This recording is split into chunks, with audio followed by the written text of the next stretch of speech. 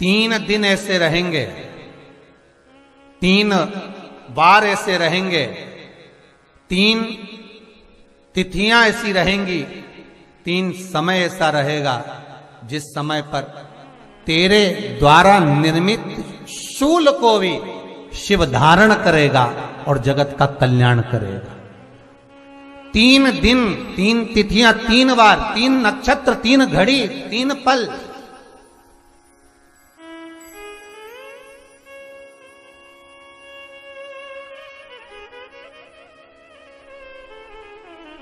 जिसमें बाबा शूल भी धारण करते हैं,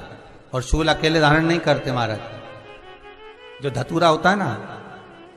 दर्शन करें धतूरे के, कांटे कांटे सा होता है धतूरा, तो वो धतूरे के साथ में बाबा शूल धारण करते हैं, बेलपत्री के शूल को। ये बहुत बहुत आनंदमय कथा है महाराज जी। जिसके जीवन में हमेशा कांटे ही मिले हैं। बेटी बड़ी हुई तो घर में मायके में दुख देखा, और मायके से गई ससुराल में तो ससुराल में दुख देखा।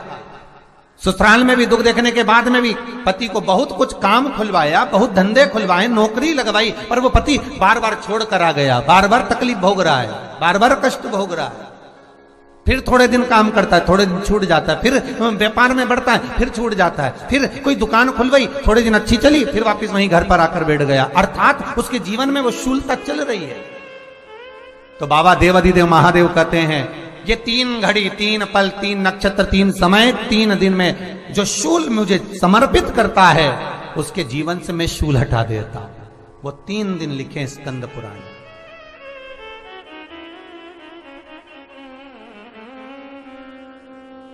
महाराज, बैसाख महीने में जो प्रदोष आती है,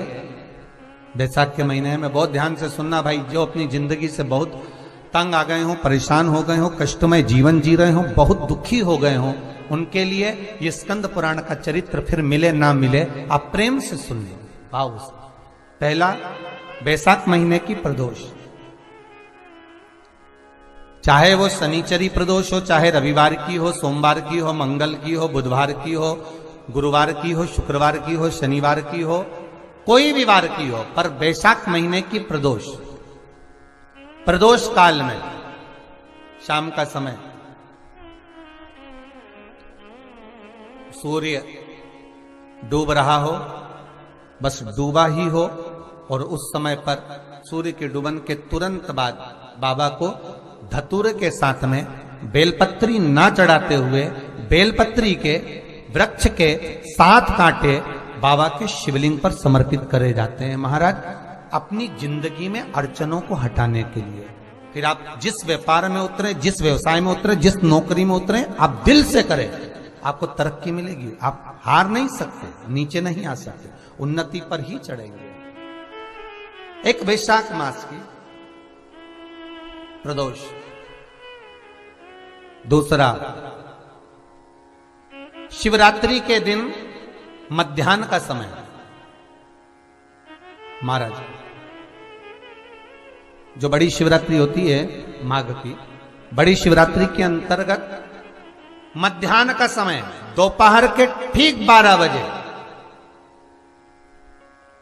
चाहे फिर वो कोई भी दिन हो महाराज, शिवरात्रि जिस दिन पड़ रही हो,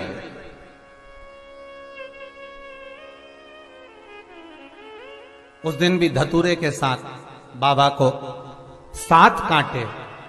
बेलपत्री के वृक्ष के समर्पित होते हैं महाराज। इसमें आप ये वाले जो कांटे हैं, जो शिवरात्रि के दोपहर 12 बजे वाले हैं, अगर कोई मदिरा पीने वाला हो, व्यसन में डूबने वाला हो, कोई जुआ खेलने वाला हो, कोई गलत वैश्यावृत्ति करने वाला, या अपने मार्ग से विचलित कोई व्यक्ति है, उसके लिए भी ये कांटे बहुत काम आते हैं महाराज। दूसरा, पार्वती, तेरे द्वारा तेरे नयन अश्रु से जो प्रगटा हुआ बेल का वृक्ष है, द्वितीय शूल मैं वहां धारण करता हूं, तृतीय शूल, तीसरा शूल जो वर्णन करा गया महाराज, भगवान श्रावण के महीने में जो भी दूसरा सोमवार पड़े, जो भी पड़े, श्रावण के महीने का दूसरा सोमवार, आप सबको पहले भी श्रावण के महीने में जो कथा कही उसका व्याख्यान वर्णन करा कि श्रावण का महीने का महत्व क्या है, वो भी आपको ऑनलाइन कथा में आप लोग सुन चुके हैं, लाइव कथा में श्रावण का पूरा महत्व बताया था कि श्रावण के महीने में शंकर भगवान को पूरा लेखा जोखा का भार प्रदान किया गया था। दूसरा सोमवार, श्रावण के महीने का जो दूसरा सोमवार होता है, उस दूसरे सोमवार में रात्रि के समय पर, अर्थात शास्त्र अब घड़ी और पल का स्मरण करेंगे तो रात्रि के बजेंगे 10 से 12 बजे, मारे 10 से 12 के बीच में धतूरे के साथ बाबा को शूल समर्पित होता है महाराज। ये भी हमारी बाधाओं को, हमारी तकलीफों को, व्यापार व्यवसाय के लिए, नौकरी सर्विस के लिए, बहुत सारे एग्जाम में आप बैठ लिए, गवर्नमेंट एग्जाम के लिए बैठ लिए, नहीं हो रहा, ये 3 बार मेरे शंकर को बेलपत्री के वृक्ष के शूल समर्पित होते हैं, उसका आनंद पाना और उससे अपने को सुख प्राप्त करना।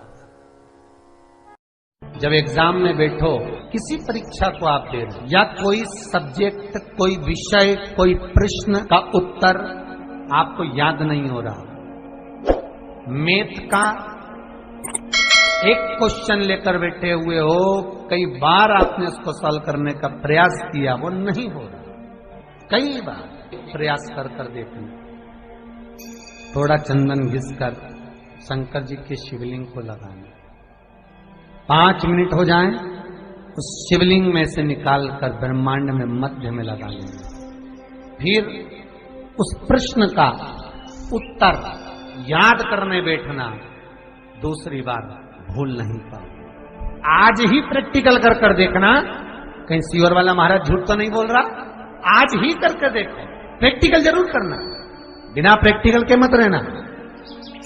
प्रैक्टिकल जरूर करें, अवश्य करें। शरद पूर्णिमा की रात्रि को और कार्तिक पूर्णिमा की रात्रि को गर्भवती नारी अपनी नाभि पर यदि चंद्र की दृष्टि पड़वा लेती है तो बच्चा विकलांग पैदा नहीं होता है। गर्भ से जो बालक होगा श्रेष्ठ होगा, विद्वान होगा, चतुर होगा, पढ़ने में होशियार होगा, क्योंकि ये चंद्र की किरणें जब समुद्र में उछाल ला सकती हैं तो आपके जीवन में भी तरक्की ला सकती है। जब एग्जाम में बैठो, किसी परीक्षा को आप दे रहे या कोई सब्जेक्ट, कोई विषय, कोई प्रश्न का उत्तर आपको याद नहीं हो रहा, मैथ का